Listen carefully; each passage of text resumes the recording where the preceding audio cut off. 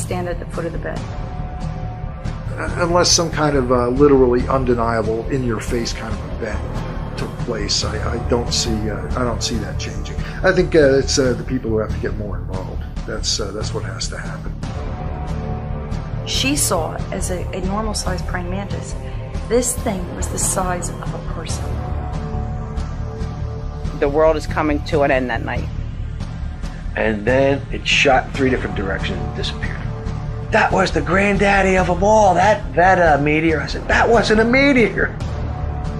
Yeah, I carry my digital camera always on me wherever I go. When my mother verified that he was dead, the very first thing that popped into my head was they took him again, but they left his body this time.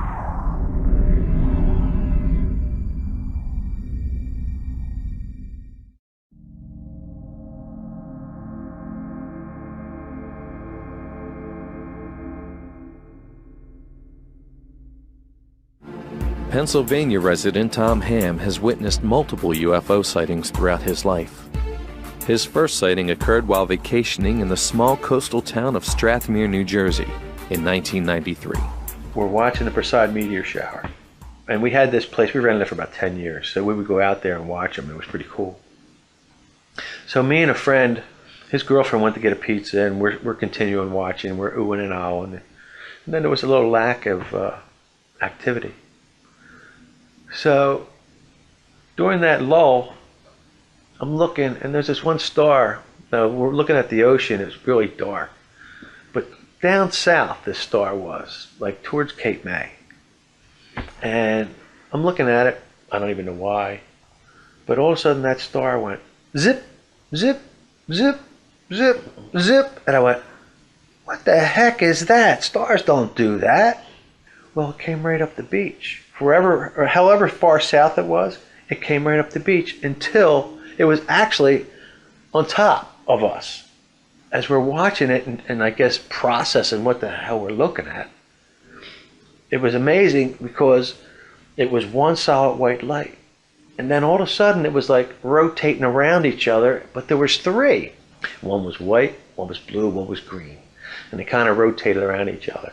And every hair in my body was standing straight out like electricity, like when you rub a balloon on yourself. My arm hair was sticking out, his head hair was sticking out, my head hair was sticking out. It was all the static electricity, and we were underneath the thing. And that's when I said, oh my God, do you realize what we're looking at? And I could still see his face today. He was like this. But then we watched it, and it went all the way over the Atlantic City skyline at night. And then it shot in 3 different directions and disappeared. And he started yelling, that was the granddaddy of them all, that meteor. I said, that wasn't a meteor. 2 years later, Tom would return to that very same vacation home, this time accompanied by his father, a devout Christian and pastor of his church. As Tom spoke to his father about the strange object he witnessed, both men would have no idea what was soon to transpire. I said, well, we're standing right here, Dad, and looking up, and we seen one way down here, and I went, oh my God, there's another one. At that exact moment, there was another one coming in from the ocean, from east to west. And I'm like, oh my God, I can't believe this is happening. So I'm watching it, and this one was flying slow, and it was a saucer, and it was wobbling. They tend to wobble when they fly slow. So it was like a pendulum swinging, but on a straight line. So here it comes, coming off the ocean. We watched it come all the way in. And it's going like this, on a straight line.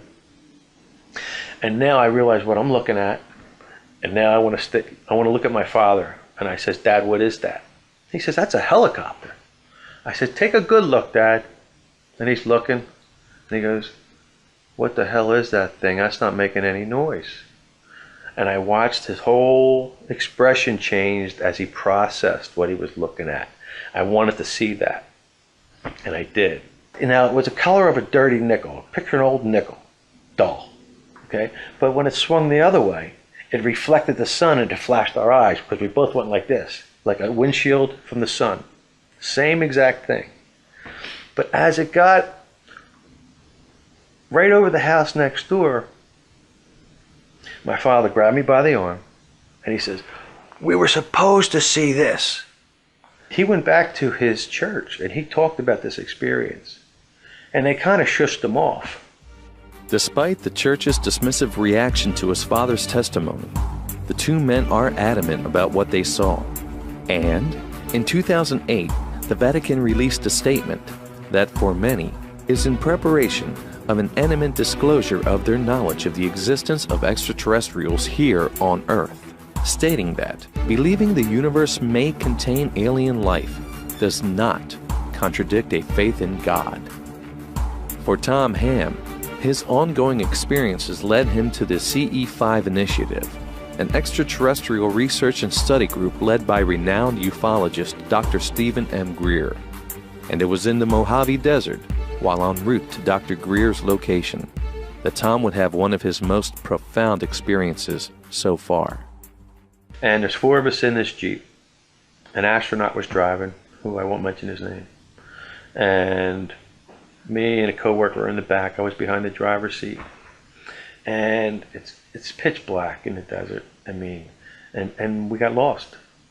As we're finding our way back to the original road we came off of, I'm looking out the side view mirror. And this shooting star comes across like on an arch, not straight, not down, sideways, but like an arch. The driver's driving, he didn't see it. The guy next to me, he didn't see it because of the roof of the car. And I don't know why the guy on the front passenger seat didn't see it, but nobody seen it but me. And then it disappeared. Well, it wasn't over. The best was yet to come. Because just where it disappeared, all of a sudden, whoo, this thing materialized, and it was big. I'm saying it's as big as a locomotive standing on end, maybe 2 of them. The shape of a 55-gallon drums with no ribs, straight up and down cylinder, with a gumball on top of it, the same circumference. And all this steam was coming off of it, but it was weird, the steams. It's hard to describe some of these things because you're trying to use language from something that's not from this planet. So it looked like plasma or something coming off of it. And, you know, from experience and from reading, I didn't want to take my eyes off of it because I figured if I blink, it's going to disappear, and I wanted to watch this thing, and I was ready to watch this thing. I had to look to the right side of the thing, of the craft. It seemed like the left side was real bright, and to this day I wonder if there was a beam in my eye. I don't know. I can't answer that. But I had to look to the right side because it was so bright. Okay, and I don't know why I could look at the right side, not the left side. And I'm screaming in the back seat, "Look at that, look at that, you guys seeing this?" Nobody sees it but me. I'm the only one in the car. And then the most amazing thing happened. This thing started disappearing digitally. A chunk here, a chunk here, a chunk here, a chunk here. Like pixelated. Until all the chunks got to the middle and this little black hole and it disappeared. But I knew it was still there. It was still there, but I couldn't see it anymore. Just the steam was still floating down in the air. And then, again, just like a slinky going down the steps, that motion, it did the same thing, kind of like backwards, and the whole desert floor lit up white. And then gone. I was told later by a psychic that they didn't see it because they weren't ready to see it. Can extraterrestrials be capable of affecting our perceptions, manipulating our minds so that we can only see what they want us to see? Or perhaps aliens are coordinating a highly advanced method of opening themselves to us by utilizing our untapped psychic abilities. Such theories have been researched in the meditative practices by which Tom Ham participated during Dr. Greer's CE5 expedition in the Mojave Desert, which yielded promising results. During the latter part of the week that I stayed there and did the expedition with them, on a Wednesday night they started seeing ETs outside our meditation circle. And they were trying to teach us to train our eyes on how to view them, okay, and pick them up easier, you know.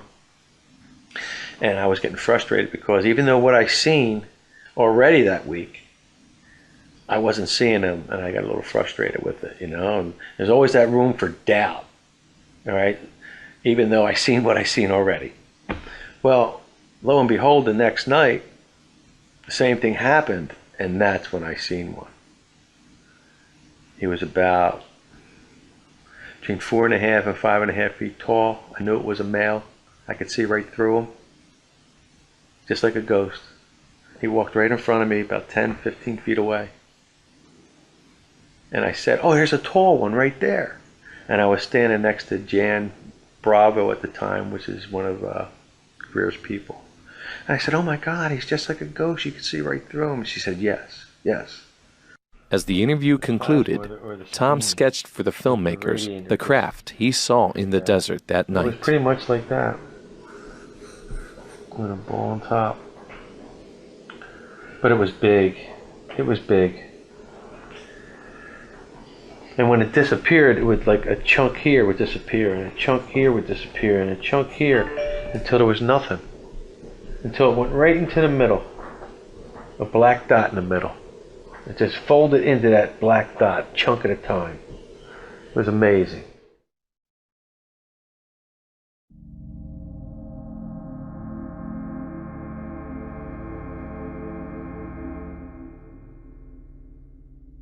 I was in the military base with my father. We moved there in 1964. I was 8 years old. 2 years later, I remembered it was in the summertime. And what happened was I was outside, and I like to stare at the stars because I like to do astronomy as a little kid. And I was looking across the street between the two houses. Behind the two houses was a playground. And I saw circular lights, it was reddish lights, just spin around in a circle like this. And it was round. And it was about, I say, from where I was, I could tell it was about 4 or 5 feet from the ground. It wasn't making a sound. It wasn't disturbing the ground or nothing. So I was just observing and watching it. And then it just slowly started just like shifting slowly on the playground area. That was my first experience. Maybe about a week later, it was still summertime, I was outside, and I was just looking around again because I was paranoid now from seeing the UFO. And I looked over to the right, and across the street, we call it Grandpappy Mountain. It's a big gully, a big ditch, huge ditch. So as I'm looking across there, there's a red glowing ball, an orb or something, just real slowly going across the top of the tree lines. No sound again. I didn't see any of the lights, like you see the airplanes, little lights flickering around the side. No, it was just a ball of red going across, and they would stop and then move again. Then it dipped down into the gully, so you didn't see it no more. That was my second experience seeing it. I didn't tell my parents this time because I figured by the time we get there, they won't see it again. I say about a month later, we were all outside, all my friends. So we were going to lay on the grass, look straight up into the sky, and look for satellites. And so we saw one star moving very slowly. So we're staring at it. And just for the fun, I just said out loud, I said, let's all think like telepathically and think, everybody say the same thing, think of it stopping. So we all laid down there, we all thinking of the thing, stop, stop, stop. Well, this little ball of light, look, because it was about the size of a satellite when it goes across the sky, it actually stopped. And we were all amazed. And he said, let's try something else. Let's make it go to the left or to the right or whatever. So we decided we'd make it go to the right. So we did that a few times and thought about it. It started going to the right. And then we said, man, this is cruel. So we said, let's make it go different directions. So we said, let's back it up, make it go reverse. So then it was going backwards. Then I said, well, how about we just said, come down closer. So after a minute or two, it started coming down slow. You can say it's getting bigger and bigger. It's coming down faster and slower, or like being bigger. So that's when it freaked us all out. And we ran to the house, told our parents. They came out, wasn't there. As the son of a military officer, Frank Mully and his family frequently moved from base to base, never settling for too long in one location. But that did not stop the mysterious UFOs from finding him. When in my early teens, late teens, I got my Mustang, my first Mustang, T-roof convertible.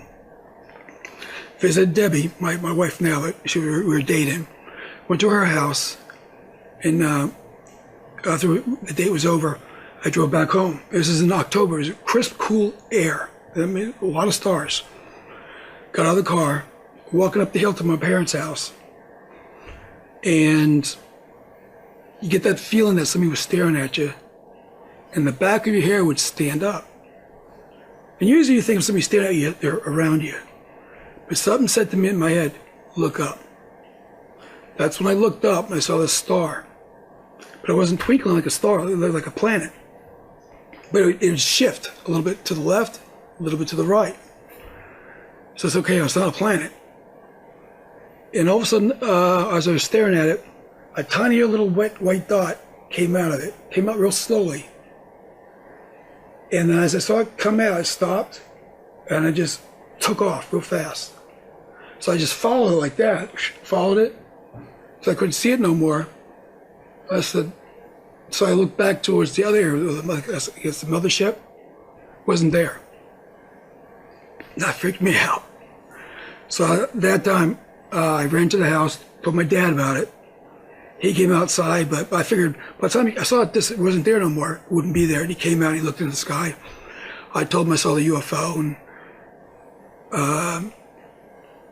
he sort of like, you know, like parents are, they figure in your imagination. You kid it with you, stuff like that. And that was that. Driving my Mustang again, I was on Fairview Street, going like 25 miles an hour, that's the speed limit. And my T-roof off. I'm driving, and I was looking at the trees, and you drive by, you see the green trees, you look up, you see your convertible. And I look to the right on a 45-degree angle, 2 black triangles. So it'd be one to be here, and one would be right behind it, right about here. Wasn't making a sound, but it was. I could figure it was going the same speed as me because it was staying with me. I was going 25 miles an hour. So I spun around real quick, came to the house, got my camera, and got back in the car. Went back to the same location, wasn't there no more. So okay, if it's going 25 miles an hour, it's probably further up the road. So I like went a little faster than the speed limit because I was trying to catch up with it. I thought we can get a ticket. And went all the way up to 130 at the end. It wasn't there no more. But there were no markings on it. There was no lights on it. Pitch black. It wasn't, you know, wasn't shiny or it wasn't glowing. It wasn't whatever because I guess it was daylight. But I think it was about 200. I'd say maybe 200, 300 feet above the ground.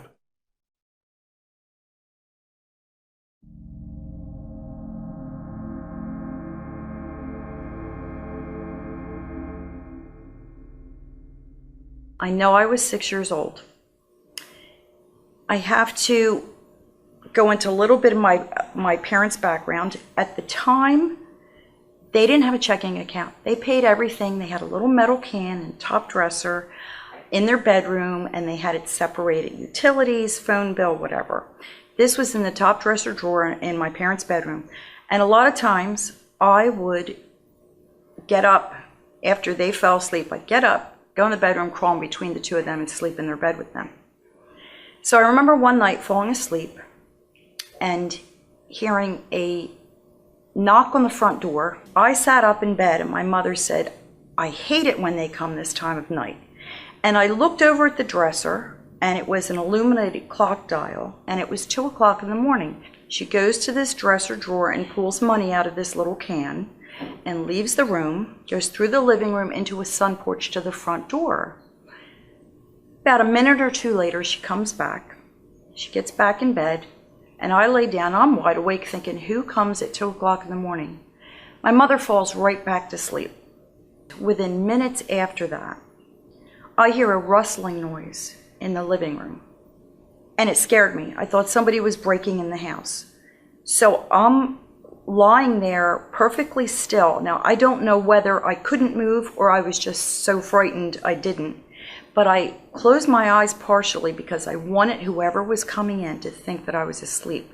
But I left them open a slit. Well, the next thing I knew, I saw 3 what everybody considers now grays walk into my parents' room and stand at the foot of the bed.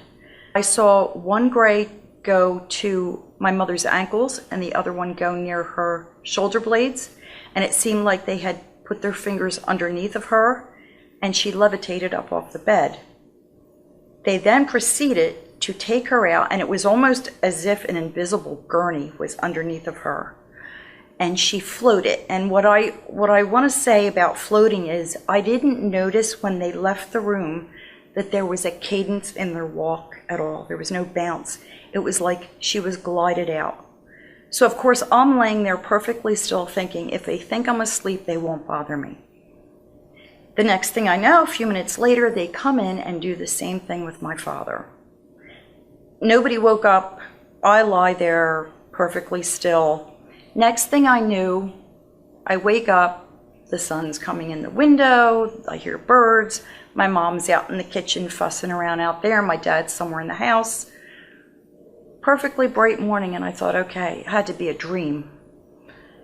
So I got up. I remember eating breakfast, and I remember the entire day looking between my 2 parents to see if there was some unspoken communication going on, that something had taken place.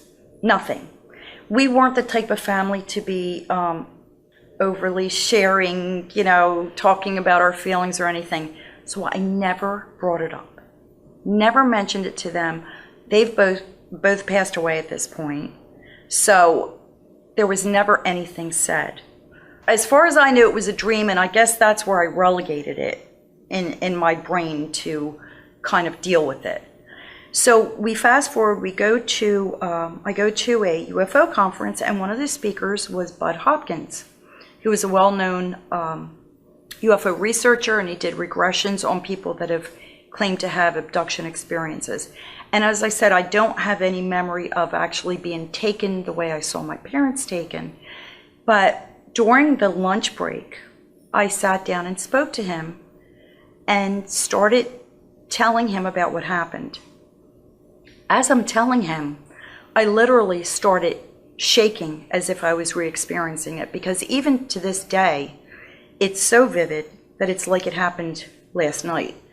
So I was saying, I think maybe it was a dream, and he said, well, I can tell you that whatever part of our brain is working while we're in a dream state is incapable of telling time. So that really hit me hard, because I know I looked at that clock and it was 2 o'clock in the morning when the bill collectors supposedly came to the door. So as I'm speaking to him, I'm also getting almost like flashes of memory. Next to my father's side of the bed in that bedroom was a window that he had closed up because it led to that front sun porch that was unheated. On the other side of that closed window on the sun porch were graduation pictures of my sisters.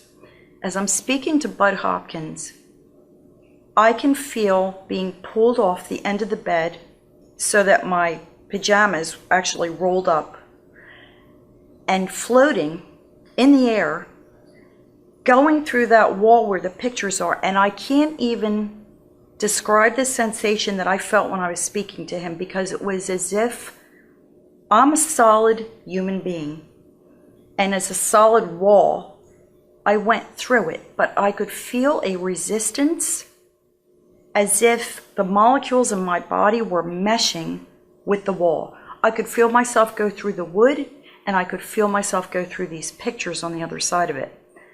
And the only other thing I remember from when I was speaking with him was hovering over my driveway in the dark and looking through the tree across the street and seeing a bright light, but it was kind of, the leaves were kind of blowing a little bit in the breeze, so it looked as if it was twinkling.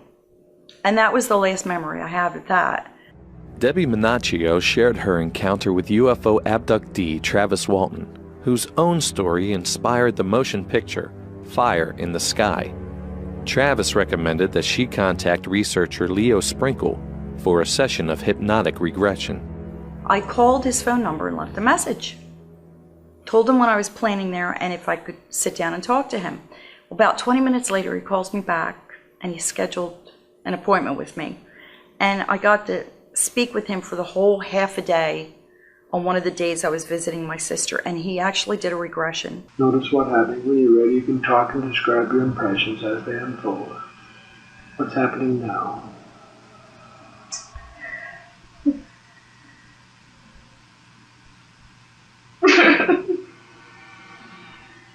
I'm afraid they're gonna hurt me. Mm-hmm. If I pretend I'm asleep, maybe they'll go away. Mm-hmm. I remember being led down a hallway, and I guess what was a craft. Everything was very dimly lit, and here were these two grays taking me down a hall. And I remember looking off to the side and seeing my mother lying on a table and getting frightened, and them communicating to me, she's okay. They both put their arms around my shoulder, so I'm in between, almost like comforting. Like, it's okay. I don't hear them say anything. They took me to another room, and this room was rounded, so I'm assuming it's the interior of a craft, and that was just the shape of it. But it had like a yellowish green lighting, and there was a strip that ran around the top of the room that had like recessed lighting that you really couldn't see. The entire room were all plants, hydroponically growing, and they said to me, this is what you're going to do. And that's all I remember, other than being left in my driveway shivering and somehow going back in the house and then waking up. I don't remember seeing, touching the surfaces. Everything was like a gunmetal gray, but matte, like not shiny. And like I said, this one room had all plants. There was another room that, of course I got upset. I saw my mother lying on just a flat table with a sheet over her. But there was another room that they let me go into, and it had a panel with lights and buttons and everything. And they just walked me over to it. And there was one that had a red light that was on. And they just said, don't ever touch this. And that's all I remember of that. These other memories that came in kind of came in bits and pieces. I do know that ever since I can remember, I grow everything you can imagine. I save the seeds of everything I eat. I've grown nectarines. I have a 10-foot avocado tree in my office at work. So I'm constantly growing things and pollinating things, and I'm always working with plants. How that relates to what they showed me, I don't know, because I don't see myself changing the world. I didn't have visions of a lot of people, you know, terrible, like, invasive procedures or reproductive experimentation or seeing babies or being shown the world's going to end. I never had any of that. I just had this image projected into me. And when I say they communicated to me, I never saw them speak. It was all like done through telepathically or something. And I don't remember, you know, they seemed to be comforting to me. They wanted to assure me that my mother was okay and that I was safe. That's the impression I got. I didn't have fear. The most fear I had was when they came in the room and levitated my parents out of there. From that point on, that night, from the time I was 6 until I was about 13, I would have profuse nosebleeds, 3 or 4 times a month. I mean, pillow soaked, that type of thing. So that was really bizarre. When I was 30 years old, my husband and my 3 kids, we moved to Florida. And my son at the time was 8 years old. And I remember Whitley Strieber's book coming out, being in a bookstore to go get a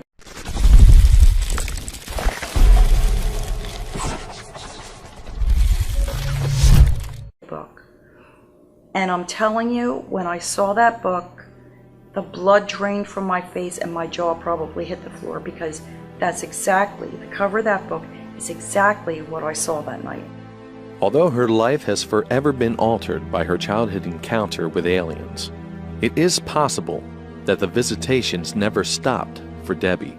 I remember on several occasions waking up during the night and wanting to go sleep on the couch in the front room under the picture window. And on these nights, I remember waking up, standing, looking out the window, and a bright spotlight hitting me in the face that was just blinding. And then next thing I knew, it was morning again. So I didn't mention it to anybody, I just thought it was some weird type of dream or something. And I guess a few months later, my son said, I had the strangest dream last night. I woke up in my room and stood looking out my front window, and this bright, glaring light was in my eyes. And I told him at that point that the same thing had happened to me, and we were able to pinpoint that it happened on the same night. As we begin to see a pattern of what appears to be a strong psychic connection shared among UFO eyewitnesses and abductees, we must ask ourselves, who is making contact with us, and why? Is it to control our thoughts, our memories, our innermost fears in an attempt to manipulate the balance of power? Some believe such sinister motives are already in effect. But what of the witnesses who claim to have had pleasant encounters, almost euphoric, with positive messages such as Debbie Menaccio's experience? And there are others who have had encounters so profound that the event itself has changed one's entire life path to take a more positive direction. Such is the case of Devin, who can only describe her sighting as an amazing and brilliant light that illuminated her most darkest time.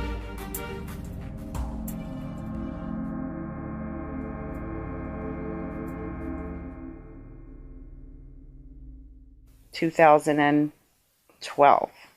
and I'm on my way home, and it's back country road here in South Jersey, and there's not like a city like at all. It's very like farmlands and things like that. Maybe you may see a house every 2 or 3 miles at this point. And I'm listening to this one particular song that I like, just a song, and I keep thinking that out of my peripheral vision, I'm seeing something to the left of me as I'm driving. But like I told you, back in my childhood, I reverted back to that fear. I don't want to see it. I don't want to see it. I knew that there was something there to the left blinking, but I wouldn't look at it because my mind is, please God, don't let me see it. I don't want to see it if it's there. Perhaps instinctively aware of being ignored by Devin as she continues driving, the strange craft incorporates an elaborate new method of communicating with her, only not through telepathy, but rather through the song on her radio. It says, some of the lyrics say, "Do you hear me now? Do you see me now?" And I just decided to look, and I'm like, and so I look, and it was amazing looking. It was just like, it took your breath away. It was a vehicle made out of just light that I could tell, or something that I've never seen to be able to explain. A pulsating, circular, really beautiful red and orange light that would interchange and go around and do all these things, rotation. And I stopped my car. It was so beautiful. It resonated with me in such a way that I wasn't scared of it like I had always been. Like, please God, don't let me see this, to, I'm not, this is so beautiful. How can you be scared of this? Making no sound. And then it was just really bright to me. But it wasn't like radiating or reflecting light off the ground or trees or anything. So it's just, it wasn't shining down. There was no spotlight that came down. And I just remembered thinking, don't leave me here. Take me, I hate it here. I was thinking maybe, I don't know what I was thinking. I'm thinking maybe they're here to rescue me from this, whatever I was in. Then I verbally out loud say to it, don't leave me here. I don't leave me. I don't want to stay here. Please. Why are you leaving me here? And I'm crying and screaming. And then I get back in my car because I'm out on an old country road in South Jersey, screaming in the middle of the sky, to the sky, don't leave me here. Get in my car, and the song is saying, shut up, you wanted me, shut up, you needed me, shut up, you wanted me, shut up, you do. Then I'm just beginning to think like the world is coming to an end that night. Maybe this is, maybe this is the Antichrist that's coming. Maybe it's the Messiah. Maybe it's, but I knew something that night, especially after that experience, that something was coming to a head. From this encounter, Devon feels validated that she was not alone in the darkest time of her life. Though she still questions as to why this happened and what it all means, she is certain that it was a wake-up call of cosmic proportions. I just know the experience was, it's inconceivable to think to myself that all that happened, and it was also coincidental for nothing, It just had to be for something, because look at the outcome. The outcome is that I was, I was broken spiritually, and now, I'm still a seeker, but at least I'm seeking something. I have a purpose for life. These are the testimonies of various eyewitnesses, strangers, who share a common thread and certainty that we are being visited by beings from other worlds. But there are still many of us who have yet to have such an encounter.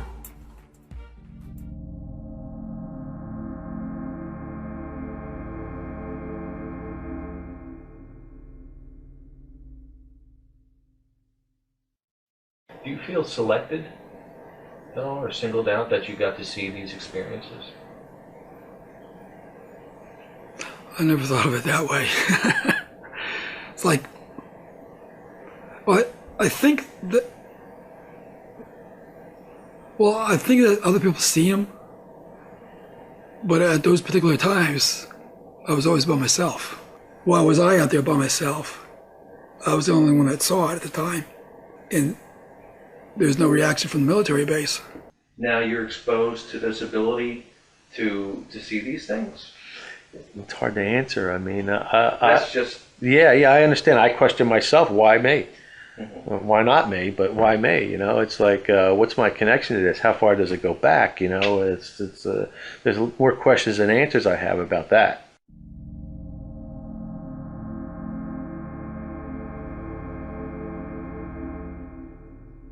We're playing, like I said, we're in first grade. It wasn't kindergarten.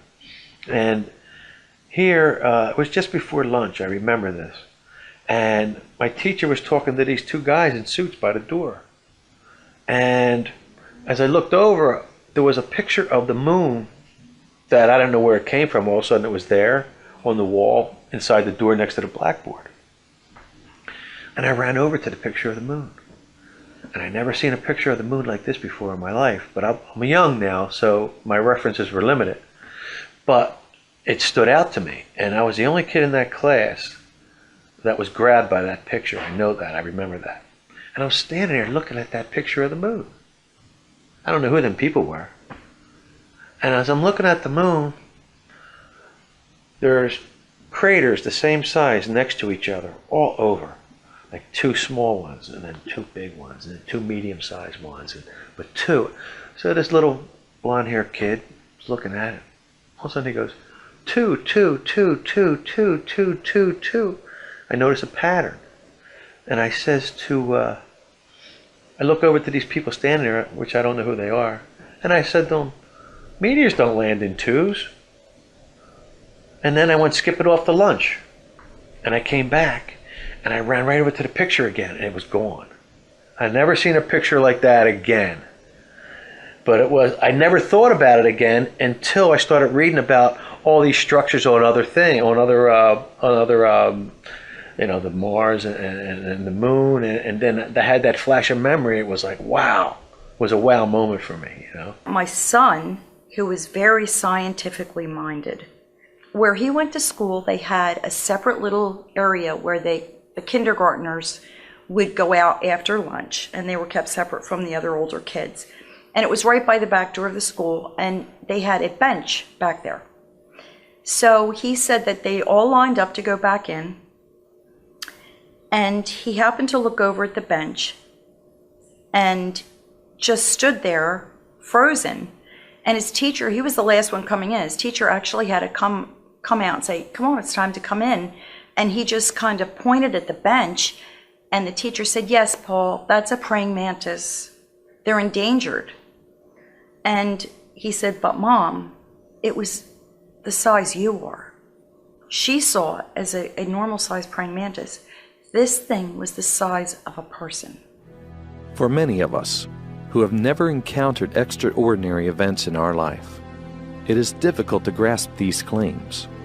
But for those who have, these memories are very real. In fact, many experiencers themselves are uncertain whether their memories are combinations of true memories or dreams mixed together. If so, then perhaps these claims are easier to dismiss. But what of the so-called dreams experiencers have that are eerily similar to those others experience? Or even more startling, dreams of events that have yet to happen.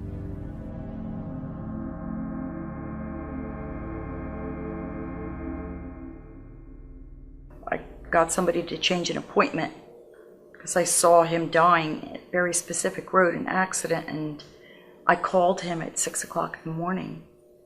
And I said, are you going such and such a place down this road that I described Wednesday? And he said, yes. Told him the time of day because I could see the sun through the trees. He said, I'm going to humor you and change this appointment. Took me very seriously. So he changed it for 2 weeks later.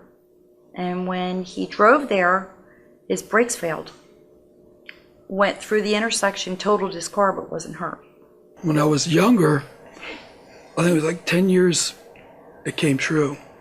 I dreamt of a street that curved. It was in Willingboro, and it curved. And in the curve, there's these houses and these tall power line towers, which you don't have in North Carolina, but they do up here. And I saw that, and I was walking with my brothers and my sisters, and we were walking to school. You know, it was cold, it was September, I remember all that.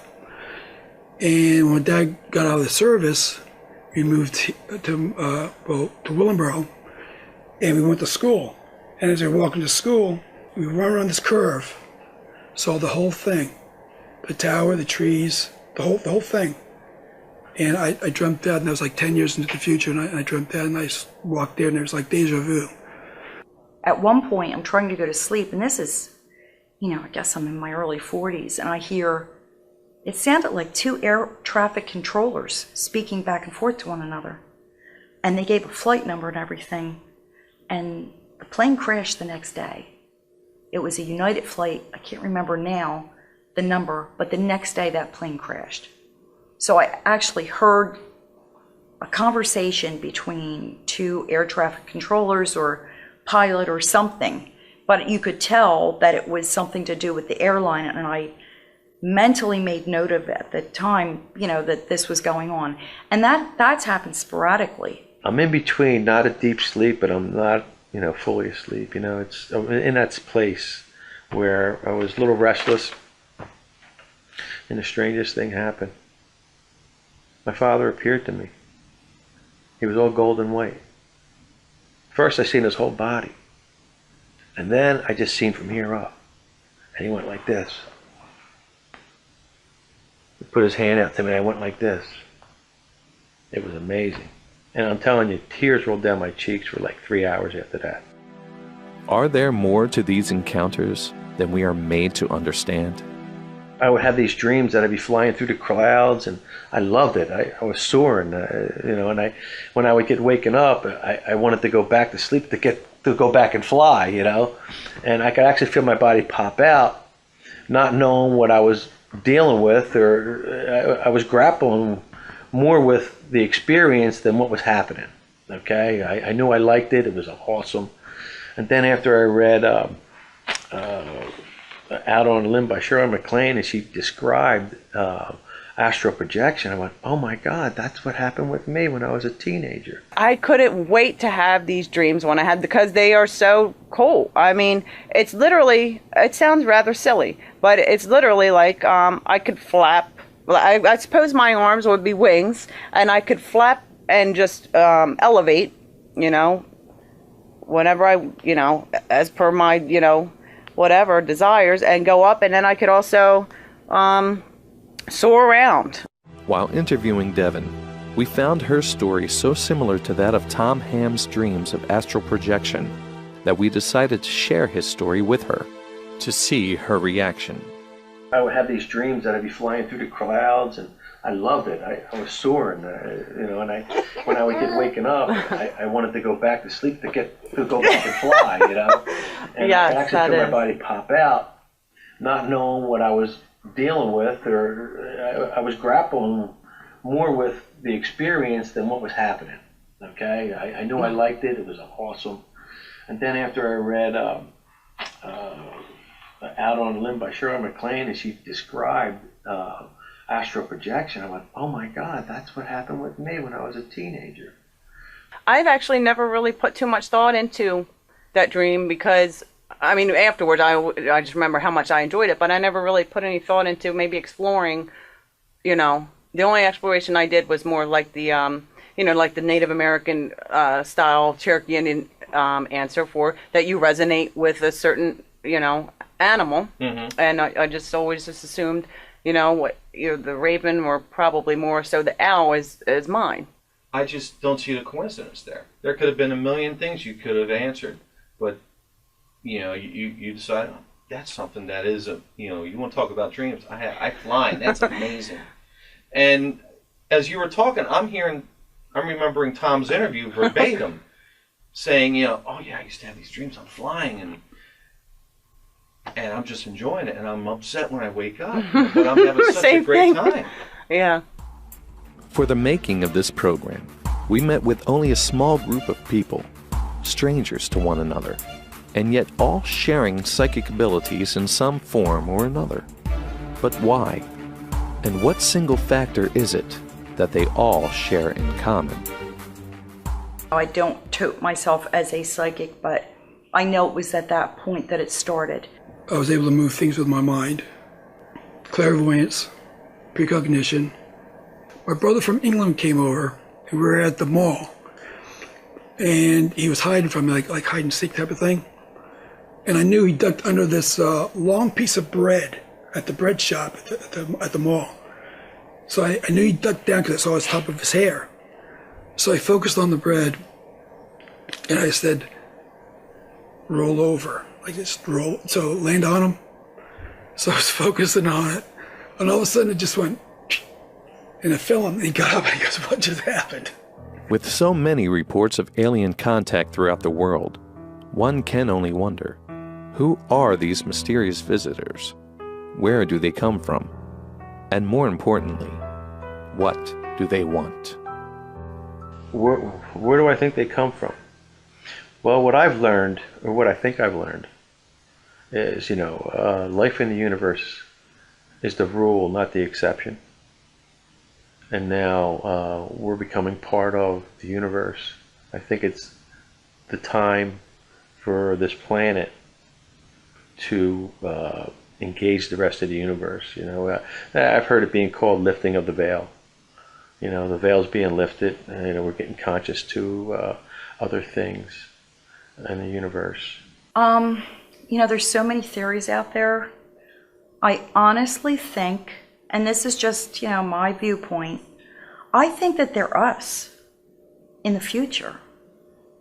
I think that's, there's a certain humanoid perspective to them.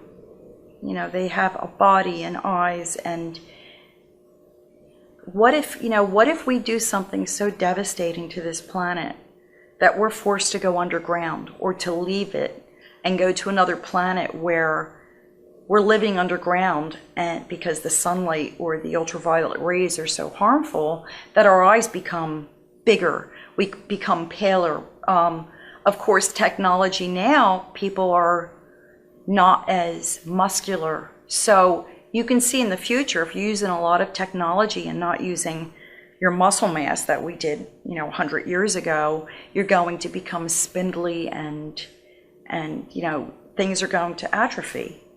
So maybe they've learned how to travel back in time to fix something that we've done terribly wrong to this planet or to civilization or to beings, and they're looking for cures, or they're looking for history, or whatever they're looking for. But I really think that they may be our descendants somehow.